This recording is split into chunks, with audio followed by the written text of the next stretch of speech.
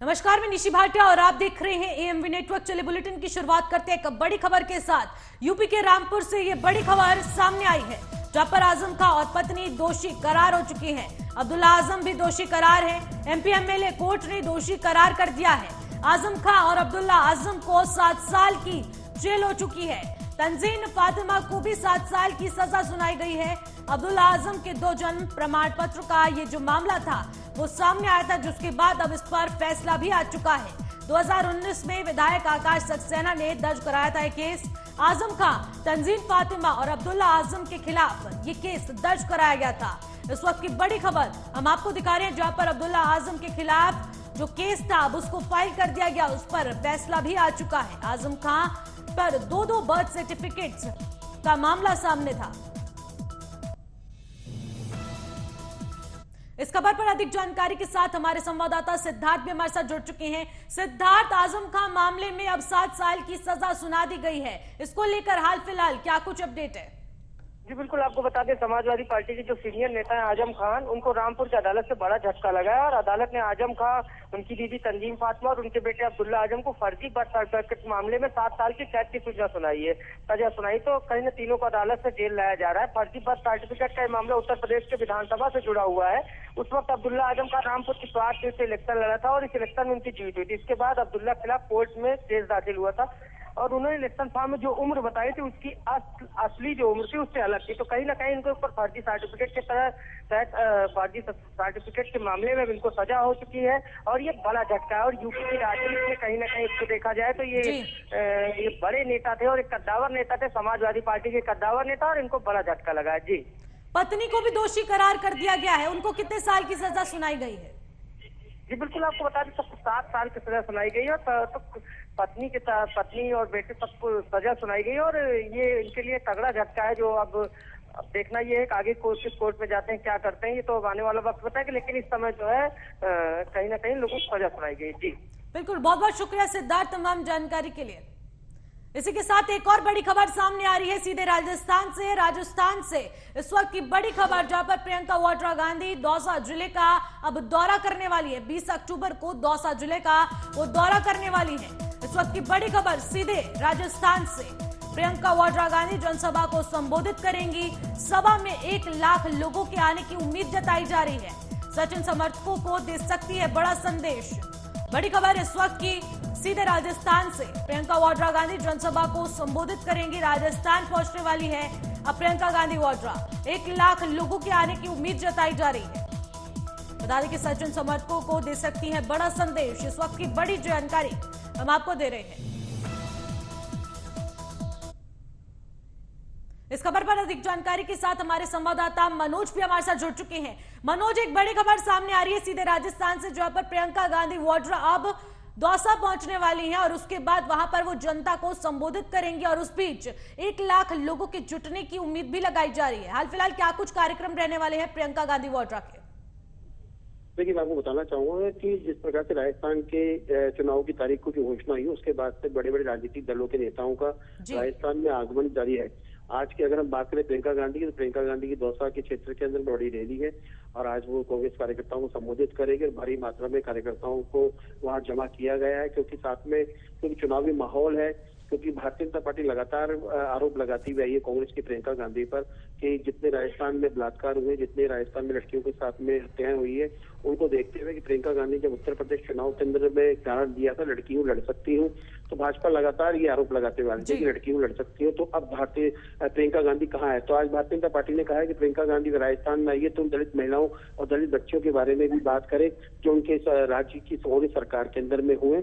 बाकी आज देखा जाए तो प्रियंका गांधी का दौरा है, तूफानी दौरा है। वो कई विधानसभा सीटों को कवर करेगी और बीजेपी के ऊपर प्रहार करेगी और आगामी विधानसभा चुनाव के लिए कांग्रेस की रणनीति बनाएगी। आगामी विधानसभा चुनाव की आप बात कर रहे हैं, तो राजस्थान में प्रियंका गांधी वाड्रा के आने को लेकर क्या कुछ माहौल देखने को मिल रहा है? क्या कुछ कार्यक्रम का आयोजन किया जा रहा है और कहां-कहां अब प्रियंका गांधी वाड्रा जाने वाली है?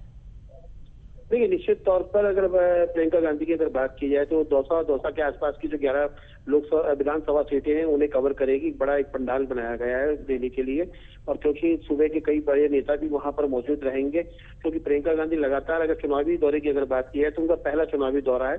इससे पहले भी कई बार राजस्थान का दौरा कर चुकी है, जैसे कि सवाई माधोपुर में रणथंभौर करके जो जगह है वहां पर टाइगर अभ्यारण्य है, वहां पे कई बार अपने जन्मदिन पर अपने परिवार के साथ में आई है। लेकिन अब चुनावी दौरे के हिसाब से देखा जाए तो ये भारतीय कांग्रेस की जो है ये पहला चुनावी दौरा है किसी प्रियंका गांधी का वाड्रा परिवार की, गांधी परिवार की तरफ से। बिल्कुल, बहुत बहुत शुक्रिया मनोज, तमाम जानकारी के लिए। इस खबर पर अपनी नजर बनाए रखेगा। इसी के साथ अगली खबर का रुख करते हैं। कांग्रेस पार्टी की इलेक्शन कमेटी की मीटिंग दिल्ली में खत्म हो गई है। उम्मीद है कि आज राजस्थान के कैंडिडेट्स की पहली लिस्ट और मध्य प्रदेश, छत्तीसगढ़ के करीब 146 उम्मीदवारों के नाम की घोषणा हो सकती है। ये मीटिंग कांग्रेस अध्यक्ष मल्लिकार्जुन खड़गे की अगुवाई में कांग्रेस मुख्यालय में हुई है। इसमें राजस्थान के मुख्यमंत्री अशोक गहलोत, राहुल गांधी, सोनिया गांधी समेत मध्य प्रदेश, छत्तीसगढ़ कांग्रेस के नेता मौजूद रहे हैं। कांग्रेस ने 15 अक्टूबर को एमपी, छत्तीसगढ़ और तेलंगाना के लिए 229 उम्मीदवारों की पहली लिस्ट जारी की थी। इसमें मध्य प्रदेश की 230 में से 144, छत्तीसगढ़ की 90 में से 30 और तेलंगाना की 119 में से 55 उम्मीदवारों के नाम घोषित किए गए थे। 16 अक्टूबर को मिजोरम में 40 में से 39 सीटों पर उम्मीदवारों के नाम का ऐलान किया गया था। 200 सीट वाले राजस्थान की कोई लिस्ट सामने नहीं आई है, यानी राजस्थान की 200, मध्य प्रदेश की 86, छत्तीसगढ़ की 60, तेलंगाना की 64 और मिजोरम की 1 सीट पर कैंडिडेट्स के नाम अभी तय नहीं हो पाए हैं। कुल मिलाकर सभी 5 राज्यों में 411 सीटों पर उम्मीदवारों के नाम की घोषणा होनी अभी बाकी है।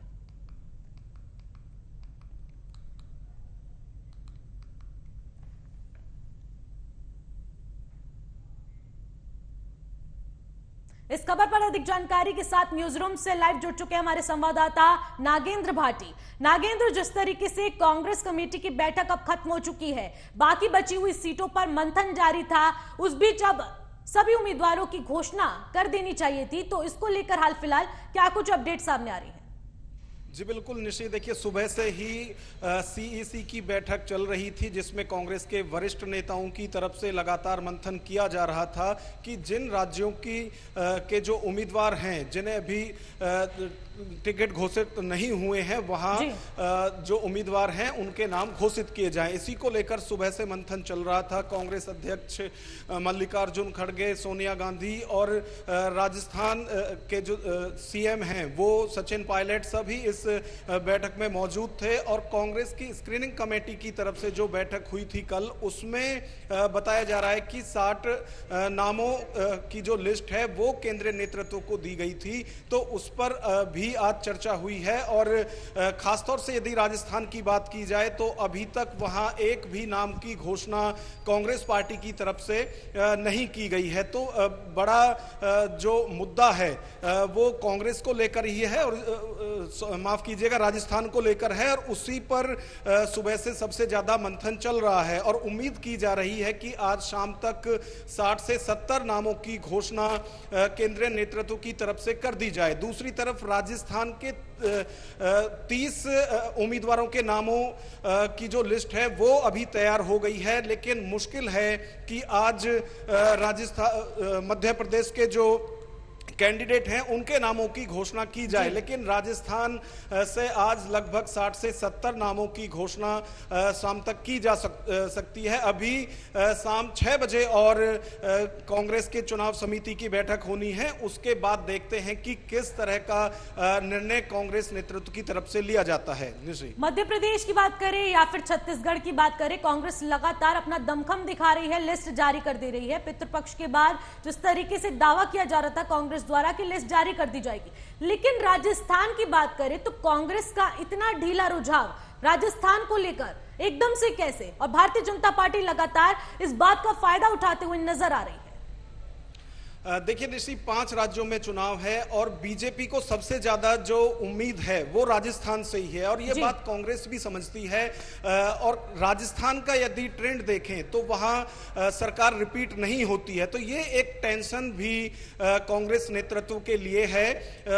और जिस तरह से सचिन पायलट लगातार अशोक गहलोत के खिलाफ रहे हैं, अनशन किया है और लगातार उन पर भ्रष्टाचार के आरोप भी लगाते रहे हैं, अब अब भले ही कुछ दिनों से दोनों में तालमेल देखने को मिल रहा हो अशोक गहलोत और सचिन पायलट में, लेकिन जिस तरह से 2020 के बाद से लगातार मनमुटाव दोनों नेताओं के बीच में देखे गए हैं वो जग जाहिर है। लेकिन फिलहाल जो कांग्रेस नेतृत्व के लिए सबसे बड़ी टेंशन है वो ये है कि इन दोनों ही नेताओं के जो पसंदीदा उम्मीदवार हैं उनको मौका देना, और सचिन पायलट भी ये चाहेंगे कि ज्यादा से ज्यादा जो उनके चहेते उम्मीदवार हैं उनको मैदान में उतारा जाए। वहीं दूसरी तरफ गहलोत की तरफ से भी यही कोशिश रहेगी कि उनके चहेते लोगों को ही टिकट दिए जाएं। अब यदि बात की जाए राजस्थान की, तो यहाँ जो खबरें आ रही हैं उसमें यह कहा जा रहा है कि जो मौजूदा विधायक हैं ज्यादातर उनको फिर से टिकट दिया जाएगा। सिर्फ 15 नाम ऐसे आ रहे हैं जिनके टिकट कट सकते हैं। दूसरी तरफ यह भी कहा जा रहा है कि जो कैबिनेट में मंत्री रहे हैं उनको भी रिपीट किया जाएगा।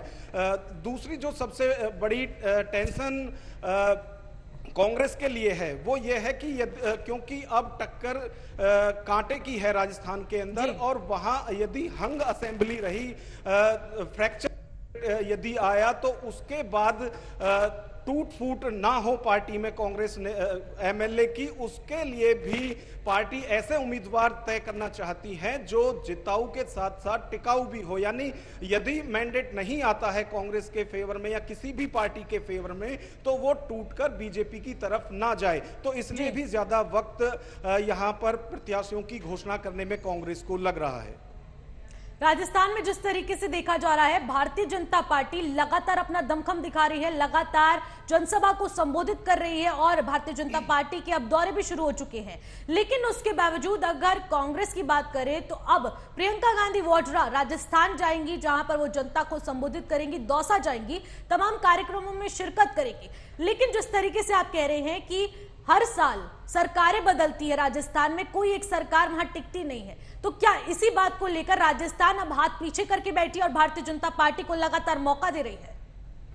देखिए, बात सरकार टिकने की नहीं है। 5 साल का टर्म होता है एक सरकार का। 5 साल के बाद जो चुनाव होते हैं उसमें अभी तक ज्यादातर ये देखा गया है कि जो सरकार में पार्टी होती है उसकी फिर से सरकार नहीं बनती है। तो ये एक टेंशन जरूर कांग्रेस नेतृत्व के लिए है। दूसरी तरफ भाजपा की यदि बात करें तो उनको ये चीज अपने फेवर में लग रही है, क्योंकि 5 साल वो विपक्ष में बैठे हैं। तो उनको उम्मीद है कि जैसा ट्रेंड राजस्थान के अंदर रहा है तो हो सकता है कि इस बार बीजेपी की सरकार आए। तो बीजेपी इसलिए ज्यादा कॉन्फिडेंट दिखाई दे रही है। दूसरी तरफ जिस तरह से गुटबाजी कांग्रेस में रही है, डिप्टी सीएम हुआ करते थे सचिन पायलट, उन्होंने विरोध किया।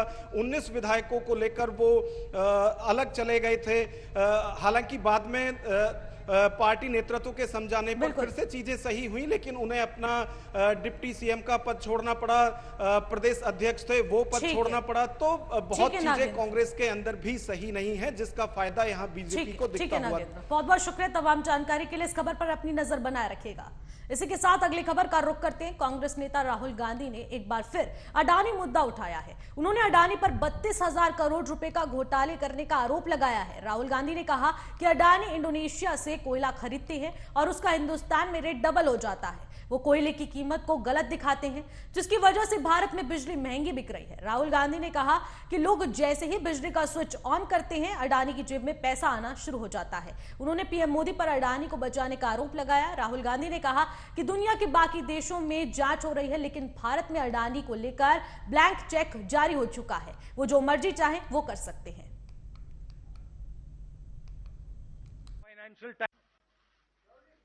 फाइनेंशियल टाइम्स ऑफ लंदन, इसमें Adani and the mysterious coal price rise,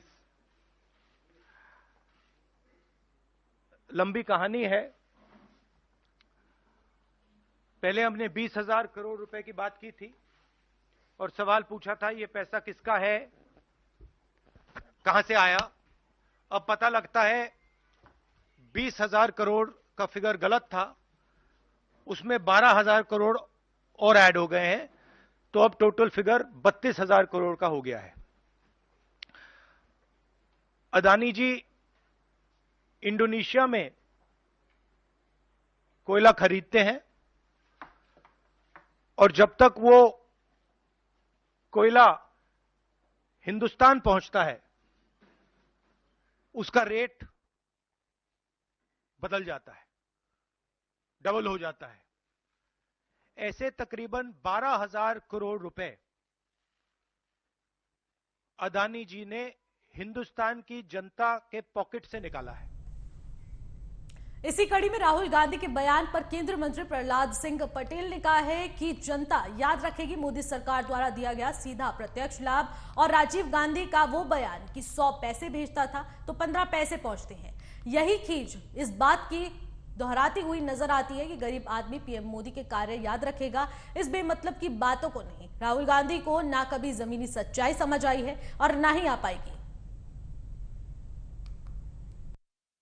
याद रखेगी मोदी जी का सीधा डायरेक्ट बेनिफिट जो उसके खाते में जाता है, और राहुल गांधी के पिता का बयान याद रखेगी कि पहले यहाँ का देश का प्रधानमंत्री 1 रुपया भेजता था और 15 पैसे पहुँचते थे, 85 पैसे बिचौलिए खाते थे या दलाल खाते थे।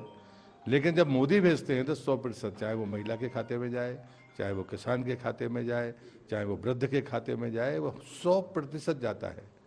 और ये जो खींच है वो इस बात की है, गरीब आदमी इसे याद रखेगा, ये बेमतलब की जो बकवास करने की आदत है इसे याद नहीं रखेगा। राहुल गांधी को जमीनी सच्चाई न कभी समझ में आई।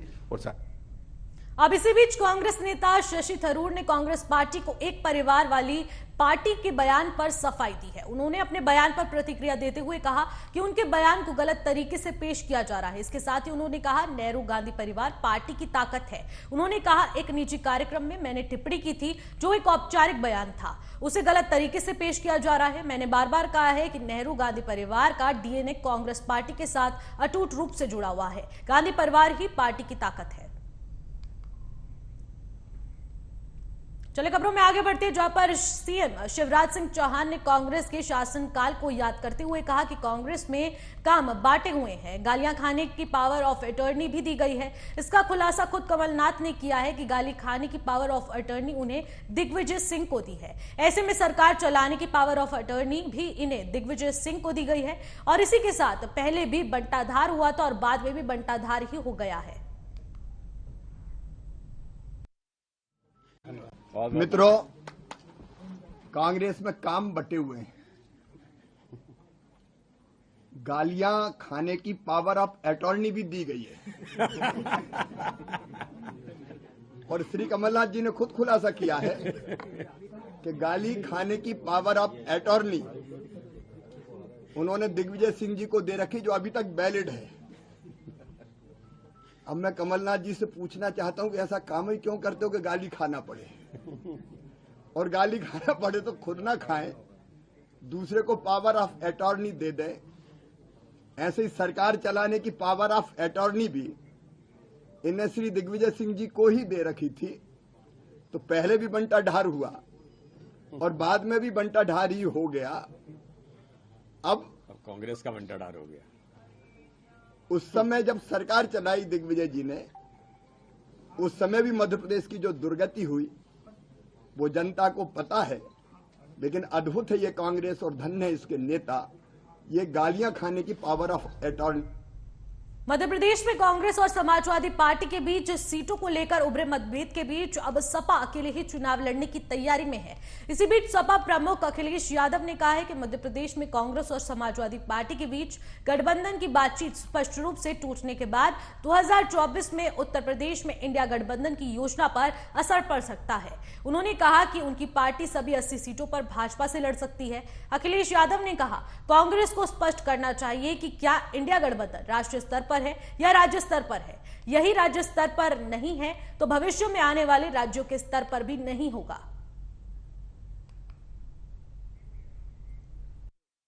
कांग्रेस सांसद महुआ मोइत्रा के खिलाफ बिजनेसमैन से पैसे लेकर संसद में सवाल पूछने का आरोप लगाने वाले बीजेपी सांसद निशिकांत दुबे को लोकसभा की एथिक्स कमेटी ने 26 अक्टूबर को सुनवाई के लिए बुलाया है। एथिक्स कमेटी ने सुप्रीम कोर्ट के वकील जय अनंत दोहिद्री को 26 अक्टूबर को सुनवाई के लिए बुलवाया है। दोहिद्री को महुआ मोइत्रा से पैसे के बदले सवाल पूछने का आरोप लगाकर सुप्रीम कोर्ट में एक एफिडेविट फाइल की फाइल करने को कहा है। ये अनंत दोहद्री की सूचना पर आधार पर कोटा सांसद ऋषिकांत दुबे ने लोकसभा स्पीकर ओम बिरला को चिट्ठी लिखकर टीएमसी सांसद महुआ मोइत्रा पर संसदीय आचरण की जांच करने की मांग की थी। तो आपको बता दें, महुआ मोइत्रा पर पैसे लेकर सवाल पूछने का आरोप लगाया गया था कि संसद में महुआ मोइत्रा सांसदों से पैसे लेकर उनसे सवाल पूछने को कहती हैं। उसके बाद उनके इस बिजनेसमैन रोल का उन्होंने उल्लेख किया था। उसके बाद उन पर केस फाइल करने की भी बात की थी, जिसके बाद पावर ऑफ अटॉर्नी पर भी उन पर सवाल खड़े किए गए थे। जिसके बाद आपको बता दें, वहां पर एथिक्स कमेटी ने उन्हें 26 अक्टूबर को अब बात के लिए बुलाया है, जिसमें अब इन पर सुझाव लिया जाएगा कि आखिरकार ये बिजनेसमैन वाली बात किस हद तक स्पष्ट है, किस हद तक सच है, इस पर भी बातचीत की जाएगी। उत्तराखंड के सीएम पुष्कर सिंह धामी ने यूएई में अबुधाबी में निर्माणाधीन हिंदू मंदिर का दौरा किया। इस मौके पर सीएम धामी ने कहा कि यूएई में हिंदू मंदिर बन रहा है, जो कि बहुत अद्भुत है। ये उस मंदिर का निर्माण का काम हम सब के लिए गौरव का क्षण है। मैं इस अवसर पर सभी निर्माणकर्ताओं और सभी संयोजककर्ताओं को नमन करता हूं। साथ ही पीएम मोदी को हम आभार व्यक्त करते हैं कि उनकी प्रेरणा से इस मंदिर का काम हो रहा है। तो आपको बता दें, सीएम पुष्कर सिंह धामी अबुधाबी पहुंचे हैं, जहां पर वहां उन्होंने जो बन रहा था मंदिर उसको लेकर वहां पर कार्य का जायजा लिया। पीएम मोदी की प्रेरणा से मंदिर बन रहा है, इसको लेकर वहां पर पुष्कर सिंह धामी ने तमाम बातें कही, प्रधानमंत्री का धन्यवाद किया और बताया कि इतना भव्य मंदिर बन रहा है जिसका हम अपने आप को एक गौरवशाली मानते हैं। पीएम मोदी की प्रेरणा से मंदिर बन रहा है। सीएम धामी ने निर्माणाधीन मंदिर का दौरा किया।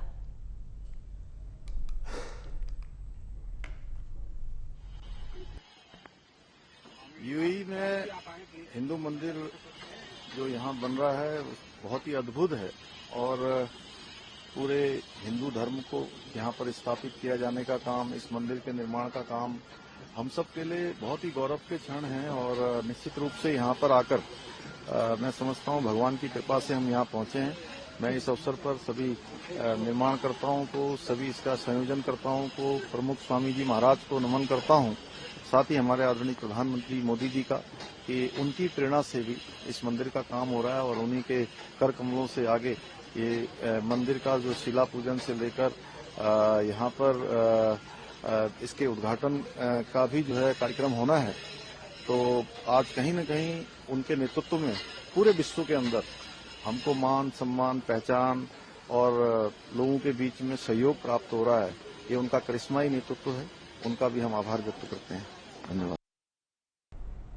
इजराइल डिफेंस फोर्स के प्रवक्ता रियर एडमिरल डैनियल हगारी ने दावा किया है कि इजरायली सेना ने गाजा पट्टी में अल अहली बेसमेंट अस्पताल पर हमला नहीं किया और अस्पताल पर गिरने वाले रॉकेट इस्लामिक जिहादी आतंकवादी संगठन का नहीं था। उनके द्वारा लॉन्चिंग के दौरान मिस फायर हो गया था। बता दें कि आईईडीएफ के मुताबिक ऑपरेशनल सिस्टम के विश्लेषण में संकेत मिला है कि गाजा स्थित आतंकवादियों द्वारा रॉकेट की बौछार की गई थी और गाजा में अल अहली अस्पताल में करीब से ये रॉकेट गुजर रहा था। इसी दौरान इस्लामिक जिहादी आतंकवादियों का रॉकेट मिस फायर हो गया था। हमास और अधिकांश अरब देशों के विस्फोट के लिए इजराइल को दोषी ठहराया गया है। हमास आतंकवादी समूह ने कहा कि इसमें लगभग 500 लोग मारे गए हैं।